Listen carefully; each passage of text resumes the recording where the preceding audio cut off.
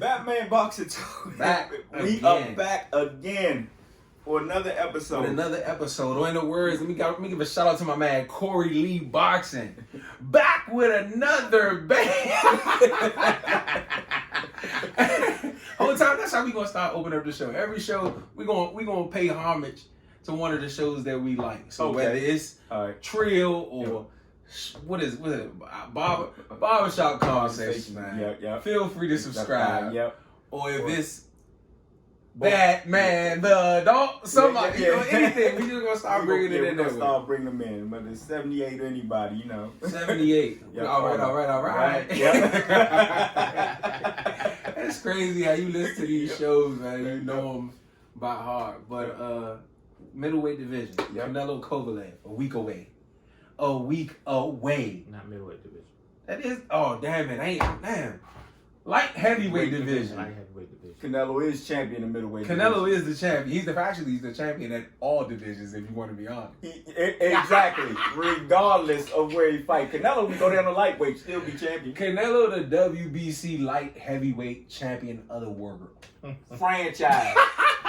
Don't be mad. Still reigning. Defending. Franchise defending, though. Yeah, he ain't defending. No, just the reigning. No defending. Franchise we are champion. Here to talk about the Canelo greatest Alvarez in the land versus versus Sergey Kovalev. The Crusher. The Crusher. The tail of the tape. Canelo Alvarez, 52-1-2. Woo! With 35 knockouts. It went black on you. 52-1-2. That sounds a lot better than 14-1, don't it? Or 14-0, let them tell. Yeah, 14-0, ESPN tell it. Sergey Kovalev, 34-3-1. 34-3-1. Both of these guys have outstanding records. How many knockouts? 34. Oh, I'm sorry. 29 knockouts. You don't think that's not enough? I mean, only 5 people survived. Right. Oh, no, he's the Crusher. Oh, he's the Crusher. He definitely the Crusher. That right hand hits you. Yeah. It's going to do and something then to you. the jab, too. Yeah, the jab, too. Yeah. He knocked people down with jab. The one thing that I thought, I don't know why, but Kovalev is only 6 feet, Canelo's 5'8", so not it's that about a 4 inch much. difference. About a 4-inch difference. Let's see if I can find a reach, because Kovalev got the reach. got the reach. Yeah. The only difference, see, this is what's going to make the difference. Canelo, I think we talked about this before, too. I brought this up before. Canelo is like a throwback, old school fighter, and with some new skills. Yeah, with some new school skills. Yeah. He can. You said it's a new school skills. I'm saying that it's a throwback, old school fighter. He can do something that a lot of fighters can't do today, and that's slip a jab. So you can't just beat him with a jab. See, people think just because if he got a good jab. Look, Triple G tried it. Canelo moved on him one fight, and then the next fight he brought it to him in front of him. Yeah, and made him miss a whole lot. I mean, Triple G landed. I mean, because Triple G has a hell of a jab, and his timing on his jab is spectacular.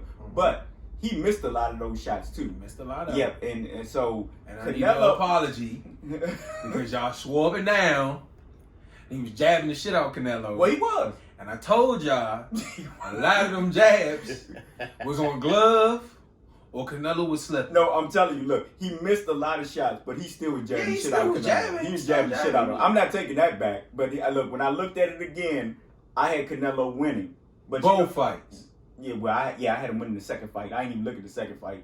I mean, maybe I need to look at that again. Maybe I might have a different opinion on that one. But when I first saw it, and I was in the theater with the majority of Latino fans, everybody had long faces at the end of that fight because they thought Canelo lost. Because 2 people beside me, they was like this. They gonna give it to Triple G, man. You know, and I'm like this. Well, I mean, there's hope. You know, the thing is, there's a such thing as losing. There's a such thing as like losing the story of a fight. You know what I'm saying? Like if you look at Earl Spence and Sean Porter won the story of the fight. He didn't win the fight. Right. Triple G won the story of the first fight, and then Canelo came back and won the story of the second fight. Both fights was close, but because Triple G put his foot in his mouth and had everybody looking for Canelo to run, and then when Canelo didn't run, and then he started running, exactly, running because I don't consider this shit running. Yeah, no, it was just, boxing. Go ahead. Canelo won the story of the fight. That's true. The second fight. Of the second fight. Triple G won the story of the first fight. But you know what though, Brandon? The fights was close. Both of them were close. This is one thing that I realized when I was watching the first fight the second time. I mean, watching it again when I felt as though Canelo won. Like you said, the story going into the fight also is that Triple G's a powerful puncher. You done seen Triple G hit people with like glancing blows, and you don't think they in trouble. Then a couple of more shots later, they're out of there. So every time he hit Canelo, you thinking like, okay, Canelo ain't showing it, but is he getting ready to go? You know what I'm saying? But when you realize, when you come back and watch the fight, knowing that Triple G didn't knock him out, really didn't ever hurt him. Strongest chin. Yeah, and you see, like you said, because I mean, stop. You said what? One of the strongest chins in the history. I don't know. Kodo's older brother might have something to say about that. Did you see that? Kodo's older brother? Yeah. That was when Canelo was like 10. Nah, he was actually 19. Yeah, I was like 15 though, but still. We talking about grown up, real life man Canelo. He was fighting for a belt. And he got Devin Haney fighting for a belt, but he's a kid. Yeah. Devin Haney got a belt. He's a kid. And don't get me wrong, a hell of a talented kid. Motherfucker can fight. I like him. Devin Haney sharp as shit. I like him. But Canelo. My point is, like I said, Canelo cannot be just beat with the jab. Triple G, I still think the Triple G jabbed the shit out of him in that fight, but everything else, it wasn't landing a lot. And Canelo landed the bigger, more telling blows, and a lot of it, like you said, I even watched with the commentator because I saw how biased it was also. Yeah. You know what I'm saying? Well, they had that shit 10 rounds to 2 for Triple G. There's no fucking way. Yeah, no, it's not. There's no way. It's not. I think, what was that? Wasn't that Harold Letterman? Okay, Jim. Yep. Yeah. Triple G didn't like no, what are you talking about? And Max Kellerman, I give him credit because he was like, I understand, but don't be surprised if judges got it 4-2 the other way. You know what I'm saying? Maybe like round 6. He was saying, I think what's the name had it 4-2 for Triple G, and Max Kellerman was saying, don't be surprised if the judges got it 4-2 the other way, because depending on what you're looking for, the fight was close. It's just like Spence. But look, if you want to go technical though, I say, look, if you because of what you said though, I say that even though I saw the fight, and I'm just going hypothetical here because something Brandon said. Canelo lost that first fight. Why? Because Canelo comes into the ring 5 rounds up. I mean, if you want to put it in that sense. Yeah, that sense he lost. But to be honest, people got mad at Adelaide Bird. Yeah. People got mad at Adelaide Bird because she had it 10 rounds to 2. But why didn't people get mad at Harold Letterman for having it 10 rounds to 2? Because Harold Letterman's call didn't count. But that's not the point. The point is boxing is objective. That's true. So if you prefer the slipping the punches, making a miss, and countering with more telling blows, why is she wrong for having it 10-2? Because Canelo was doing that. And even you went back and said, damn, you know what?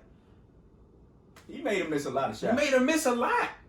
You see, because only thing you was concentrating on in the first fight was Triple G walking forward. Triple G walking forward, and the punches that Triple G landed. You weren't looking at the punches that he missed. Yeah, he see, missed when a you lot go of back, punches. when you go back and look at it, he missed a whole hell of a lot of punches, man. I mean, and for that, like you said, I don't call it running. Right. You know what I'm saying? I mean, unless you just doing what De La Hoya did or at the end of the Trinidad joint. Yeah, or the Lara against Canelo at the end of the fight. Yeah, that's running. But, I mean, when you just moving around and boxing and giving somebody angles and making them reset and everything else, and that's one of the things that you do against somebody who like to jab all the time. You know when they get ready to jab, you just step off and make them reset. Move around. Make them keep resetting and follow you around. And then every time you try to come with everything else, why do you think Triple G was only throwing jabs? Because every time he threw something else, he was missing. And that's another reason why I thought Canelo won fight number 1. Because we forget that before the Canelo fights, Triple G was supposed to be this massive body puncher. Yeah, that's true. This person that went to the body with reckless abandonment. And he landed less than 30 total punches in 2 fights to the body on Canelo. 2 fights. He landed less than 30 punches. 24 rounds. Well, wait. Because, again, like you said, the story, Triple G was knocking everybody out. And we gave Danny Jacobs the same thing. Because I had to think about, I think you said to me, Because I thought Danny Jacobs won the fight. I thought Danny Jacobs won too. But I thought it was close, but I thought that because he got the knockdown that they was gonna give it to Triple G. Mm-hmm. But I think you said, well, are you saying that because he survived? Because we haven't seen nobody survive against Triple G, and the fact that he actually gave him a good fight, would you say that they took it from him? Well, when you watch that fight again, when I watched it the second time, I gave it to Triple G actually. This is the thing. Regardless of whether Triple G won or if he didn't win and it was close, Danny Jacobs wasn't going to win the fight without knocking Triple G out. Exactly. Because they already, I told you, they made Triple G Canelo's mandatory, and he was a belt holder. And when have you ever seen a belt holder become a mandatory for another belt holder? A mandatory. Now, y'all can go in the comments because it's, I'm sure some boxing historians out there that probably can come up with that, but it's rare. It's very rare because usually the sanctioning bodies they don't even rank you. They don't rank once you. you're a champion, they don't rank you in them. Right. Yeah. So it's like, I just don't. I'm at a loss for words, man. To be honest, because I don't know, man. I just feel like it's so much hate for my man. When the man have been through the trenches. Man, no, we gotta get to this Kovalev fight. We went all the way and off. to be honest, we could keep this as far as the middleweight division, because I know you had some stuff that you wanted to talk about Charlo, and we could do Canelo and Kovalev next week. Yeah. Because it's the fight next weekend anyway. We can keep on with this. Yeah, let's go to Charlo since we in the middleweight division. I want to talk about, and I think I said this on the video already. What's going on, man? That's all I want to know. What's going on? I mean, it ain't like I know him personally. Right. But look, what's going on, man? Never know who watch these videos. Yeah, exactly. But, man, come on, man. How you just going to switch up like that? How you going to sit there and say that Andrade do nothing for you when he the WBO champion? You said he was chinny. You said you'll go over there for a one-fight deal. Now he's nobody. Who talked to you? Somebody had to get in your ear. Did the PBC say, look, you're not going over there for no one-fight deals? Did they tell you that? So you decided to say that he was a nobody? But he still signed the fight.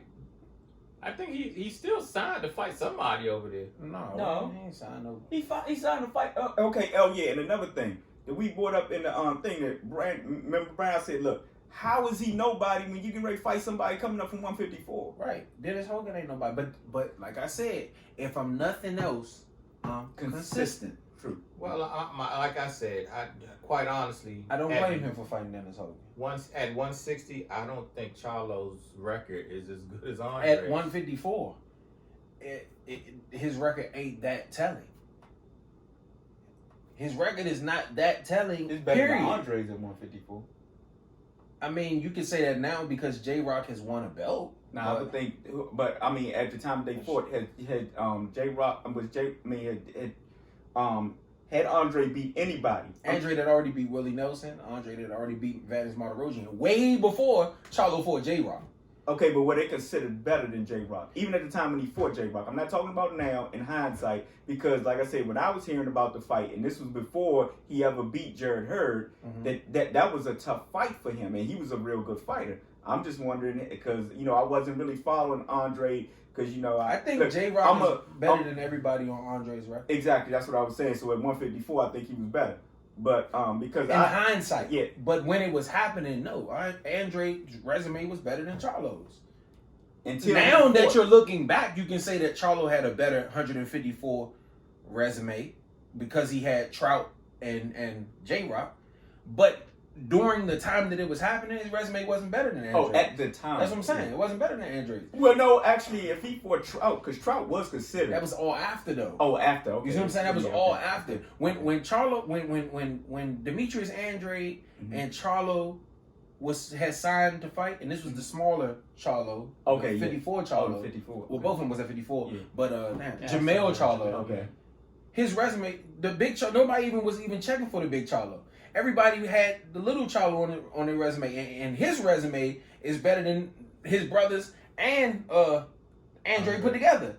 Yeah, that's true. But the thing is, you have to be consistent, and my thing is, and some videos ago, weeks ago, I told y'all, Charlo does nothing for Canelo Alvarez at this moment.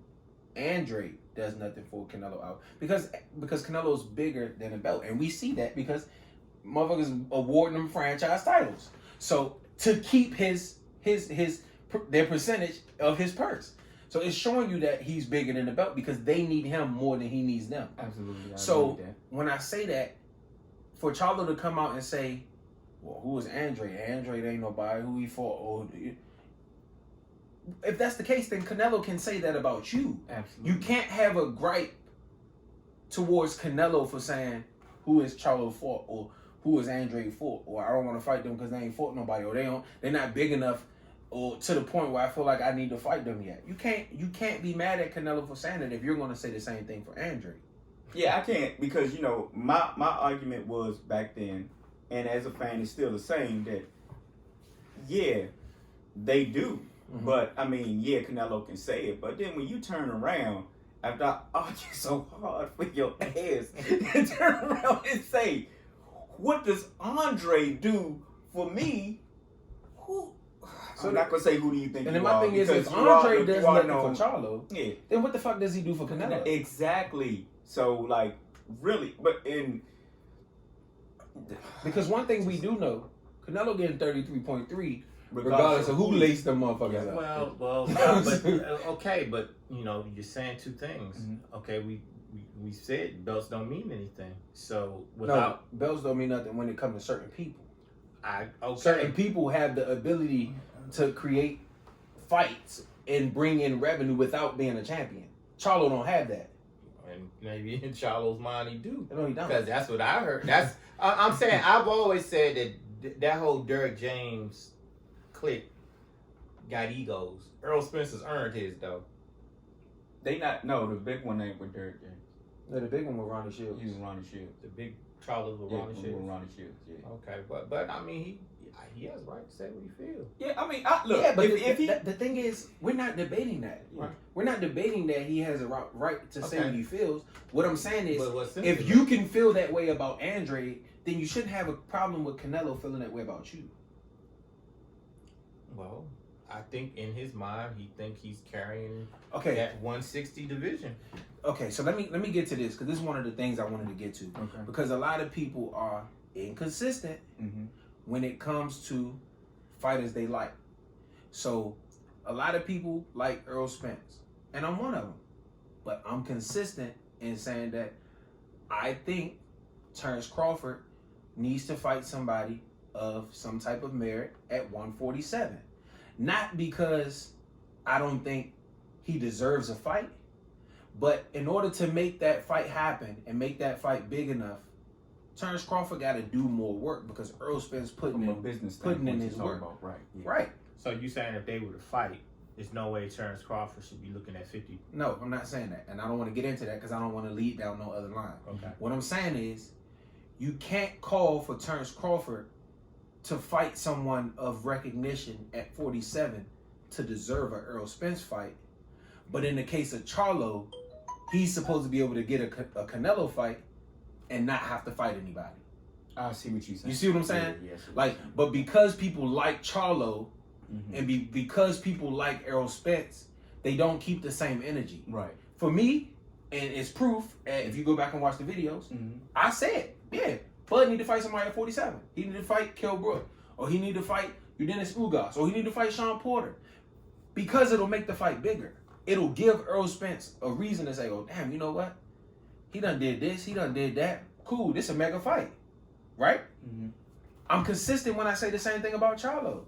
He needs to fight bigger names at 160. Or do what you got to do. Move your career the way that you need to move your career so that you can put yourself in a position to get those fights. But check this out, though. Look, the only difference in that brand, which is it's a major difference, is that Charlo coming from 154 was not undisputed.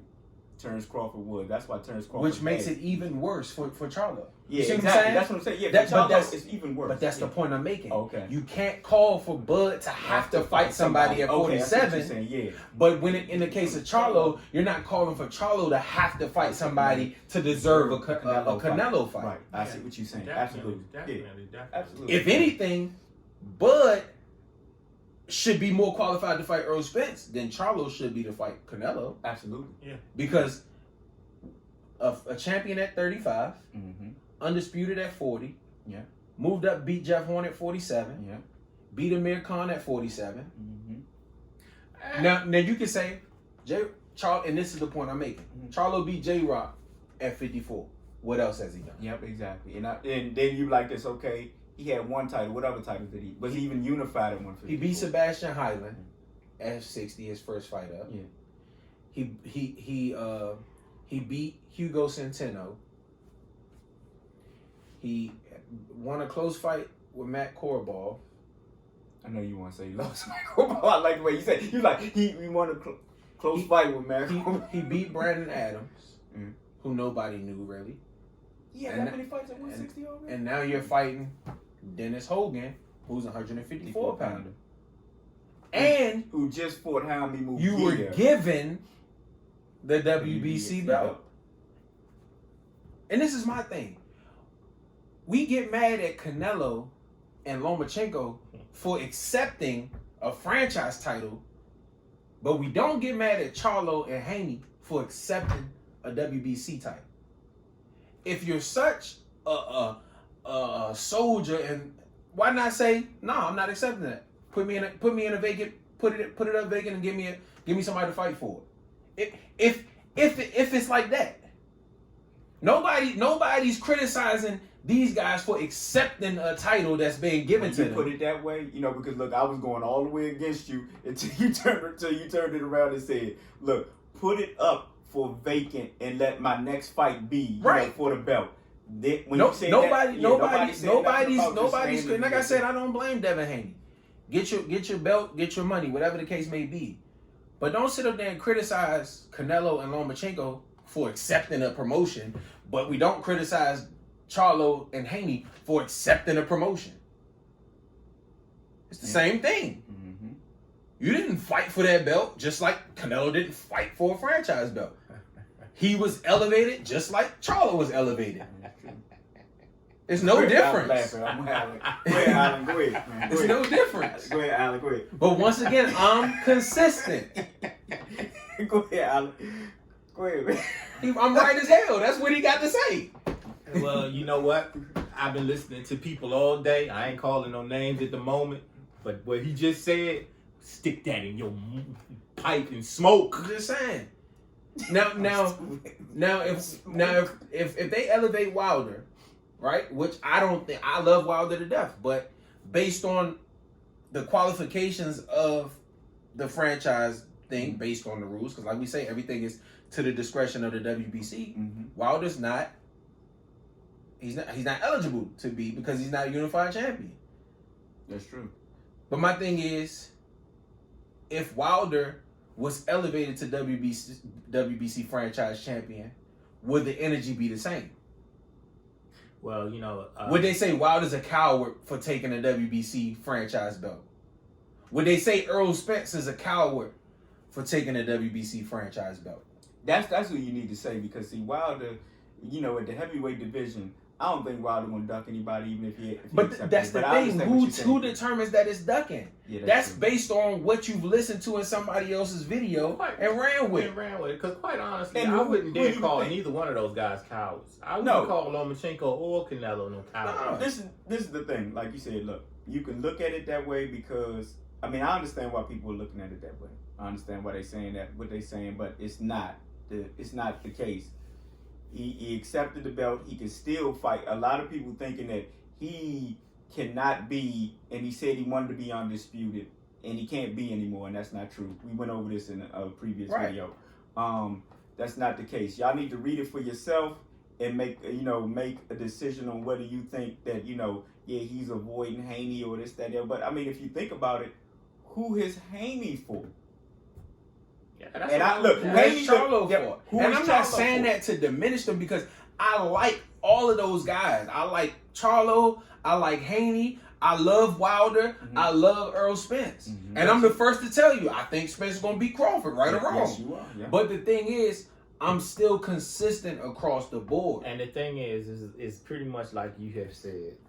If Haney was to fight Lomachenko and Lomachenko beat Haney, we're going to say, well, Haney was too young. And this is the thing, right? People say, Canelo ducked Triple G. Okay, he fought him. How did he just didn't fight when he wanted to fight, when they wanted him to fight. Exactly. He made his own lane. Mm-hmm. It's no different than Wilder saying, "No, I'm not fighting Dillian White."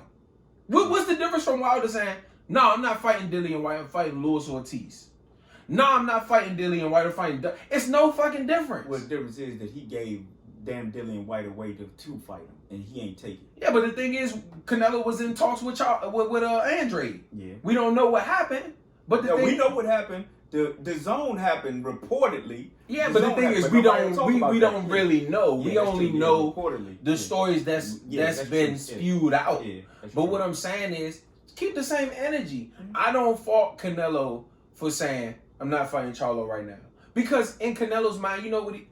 This is just me. I'm not sure what Canelo thinks, but in my mind, I would be thinking, why the fuck I'm gonna fight Charlo when I'm making the same amount of money, when I can allow Charlo to go build himself, fight a couple fights, and then that fight makes sense money-wise, monetarily.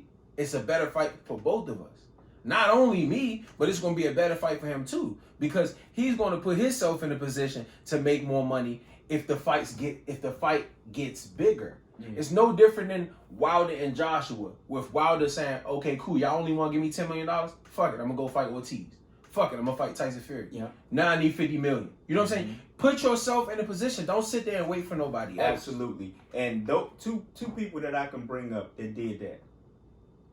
Deontay Wilder, which you just said, and Errol Spence Jr. Yeah. Did not wait. Y'all don't want to fight me? Cool. You don't want to fight me? Cool. I'm going to get my mandatory. I'm going to go get my mandatory. Look, I'm going to, first of all, okay, y'all don't want to fight me. Y'all saying I ain't got a belt. I'm going to go get that belt. I'm going to work my way up. Yeah, I'm going to work my way up. All right, I'm going to fight my mandatory. I'm going to do this. I'm going to do this. Cool. Mikey Garcia want this work? That's a name. Let's go. Yeah.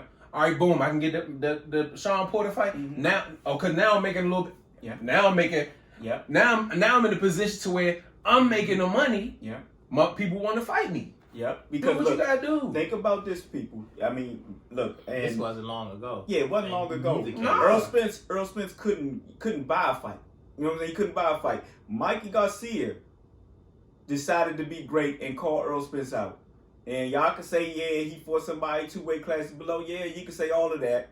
You know, but Kovalev gonna be fighting somebody 2 weight classes below. But the fact is that, do you know the recognition and and how it boosted Earl Spence's profile, and how, look, off of that fight, you started seeing people start calling for Earl Spence because they know they will make more money fighting Earl Spence now. And Earl Spence, like I said, he took that. Then he fight Sean Porter.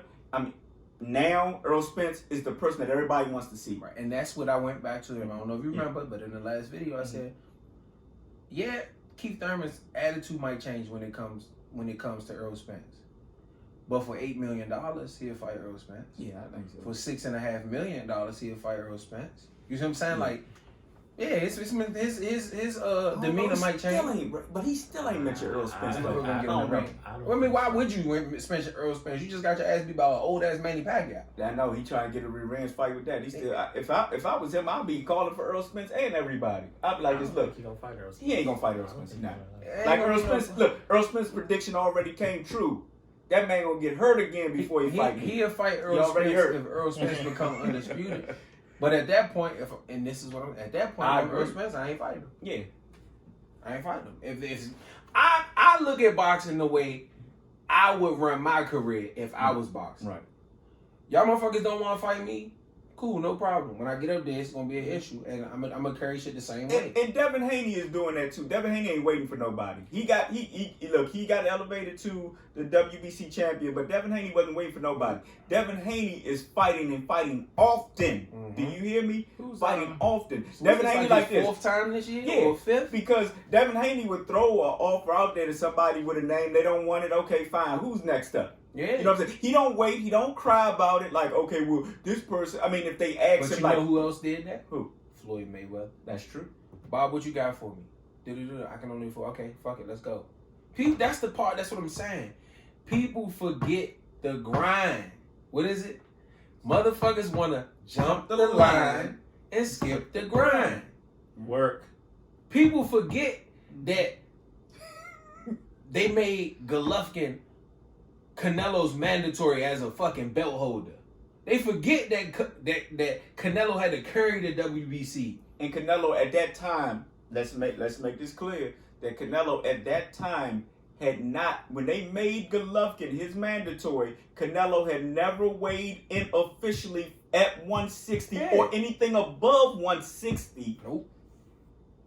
Before they made him the mandatory. He fought Cotto at 155 because he said he wasn't a true 160 pounder. And Cotto agreed. And Cotto agreed because he wasn't really a true 160 pound fighter. Yep. So therefore, you telling me that somebody that never, I mean, he did have the belt, and okay, yes, everything over 154 is considered middleweight. I But this is that. the thing. Yep. He was willing to fight Triple G at 155.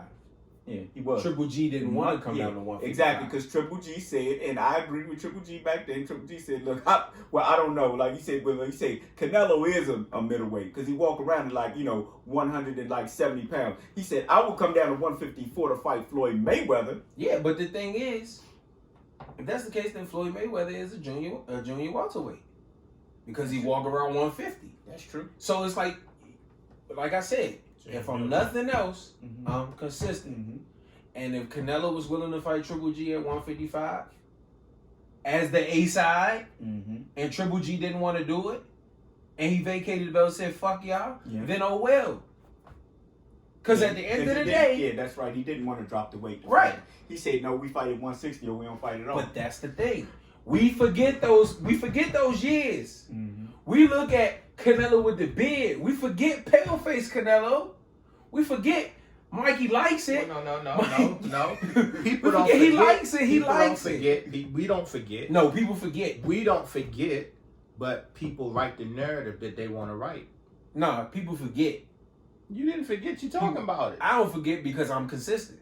Did Everybody not consistent. No, I ain't really forget. Okay, no. You forget what you want to forget, but that's because you now have an ESPN writing You narratives. forgot that Sugar Ray Leonard used to call him, pick his fucking ring sizes and pick gloves for opponent because you fucking like Sugar Ray Leonard. No. That's wild. No. Wait a minute. I'll say this again. Back in the day, we didn't know they didn't talk about this shit all the time. Yes, they did. They did not. You just ain't read it. You just ain't read it. You can pick up a Ring magazine, but all Ring magazine talked about was upcoming fights. They ain't talking about no ring size and who we was seeing and you all knew of about that. it. This is and that, you chose not to talk we about didn't have internet, so all we had was Ring and KO, right?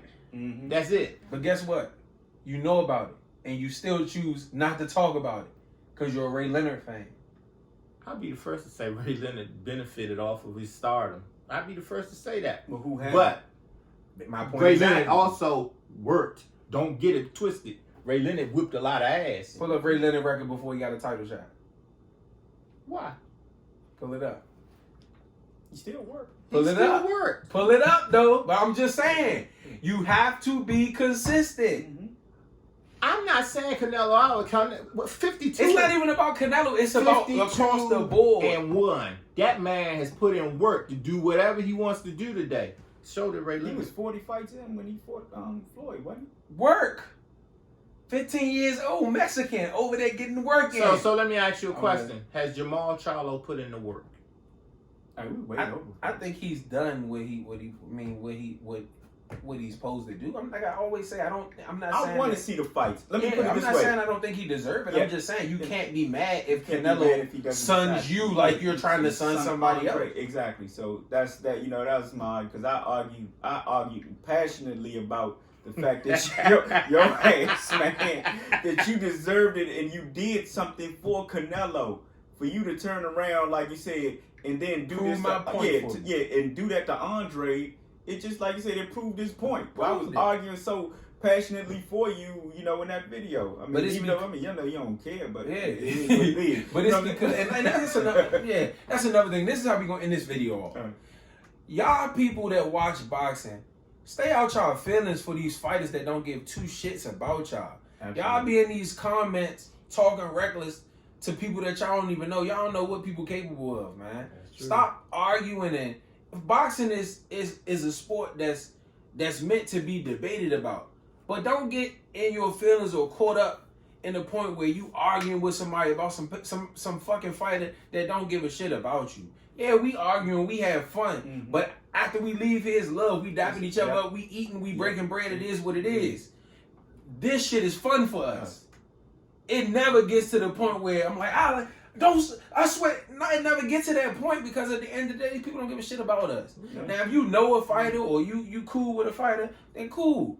But at the end of the day, it's not worth it. Like I said, you don't know who you could be texting. Exactly, yeah. Well, somebody walk up on you, it's not far from your head. I'm telling you, what you gonna do? Look, especially when you realize who it is, like Charlo walk up and say, you was talking that shit in the video, pow! You know what I'm saying? I'm gonna throw my hands up till I realize who it is. Then I'm gonna fall out. I'm still gonna throw my hands up. I ain't ducking no smoke. You got to be my ass. Simple as that. No, I'm going down. He paying me. Yeah, that too, but you got to be he my paying ass. me. But if I can get out on you, I'm gonna get out on you. Oh yeah, of course. Because guess what they gonna say? Local citizen puts in work. Like whoever did something to Adrian Broner in the club around here. Somebody said it stretched him around his joint. For real? Yeah, in the club. I ain't gonna talk to you about AB. That's my guy. So Nah, AB. No, look. That's another one that I don't. I mean, if it ain't true, it ain't true. AB. That's all I'm saying. Because I don't have no problems with him. Because AB will flick out and knock the hell out of you, man. That's my guy right there. I love that little dude, man. But man, Batman Boxing Talk, we way over. Yep. Comment, tell us what y'all think. Hate, I don't care. All that shit, we like it. You know what I'm saying? It's all fun. It's all fun. Just stay out your feelings. As we've been saying, please. Listening to the channels is fine, but please do your own research. Do your own research, man. Do your own research. That's one thing they say. If you want to hide something from a black man, put it in a book. Wasn't that the saying back in the day? That was. If you want to hide something from a black person, put it in a book. Well, as my grandfather used to say, once you get the knowledge, they can't take that from you. They can't beat it out of you. So get the knowledge. Get the knowledge. And as I always say, boxing is a business first.